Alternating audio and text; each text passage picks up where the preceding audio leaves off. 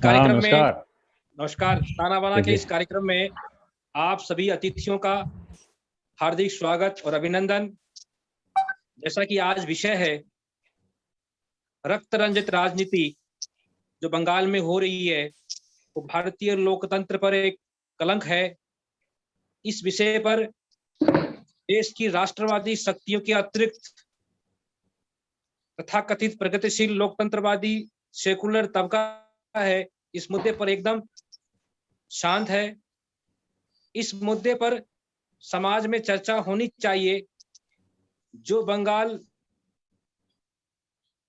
भारतीय सांस्कृतिक, धार्मिक, राष्ट्रवाद का केंद्र रहा है, जिस बंगाल से कभी स्वामी विवेकानंद जी निकले, जिस बंगाल से कभी वंदे मातरम का उद्घोष हुआ था, और हम सबको जानकारी है राष्ट्रीय स्वयंसेवक संघ के प्रथम सरसंघचालक हेडगेवार जी का बंगाल की अनुशीलन समिति से गहरा संबंध और संपर्क रहा है।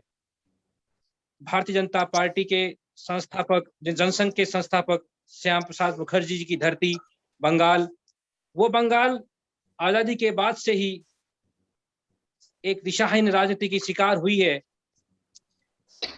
कांग्रेस खत्म हुई, वामपंथी ताकतें वहां पैदा हुई। उसके पश्चात वहां की जो राजनीति का हम वर्तमान देख रहे हैं, जिस प्रकार का एक आतंक का माहौल हो चुका है, वो लोकतंत्र नहीं है वहां पर।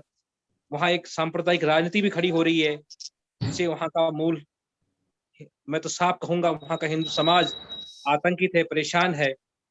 और इस चुनाव के बाद जो बंगाल की तस्वीर हमारे सामने खड़ी हो रही है, जो आतंक हमें दिख रहा है, उससे लगता है कहीं ना कहीं पूरे देश में बंगाल की चिंताएं होनी चाहिए।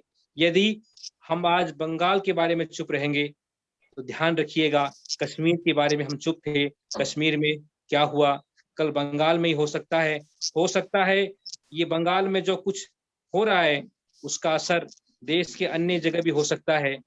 अतः हम सबको ये आवाज उठाने की आवश्यकता है कि हम बंगाल की चिंता करें। बंगाल में रहने वाले हमारे हिंदू समाज के भाई जो वहाँ पीड़ित है, परेशान है, उनकी हम चिंता करें। इस विषय को लेकर आज हमने ये कार्यक्रम रखा है। हमारे कार्यक्रम के मुख्य वक्ता भारतीय जनता पार्टी के प्रदेश कार्य समिति के सदस्य महेश जी शर्मा। आप मूलतः सीकर के रहने वाले हैं।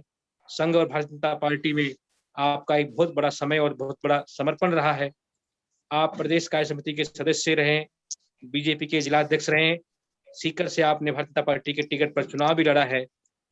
जब भी सीकर जिले में कार्यकर्ताओं की बात होती है तो आपके नाम की चर्चा होती है, आपसे हम सब लोग प्रेरणा लेते हैं।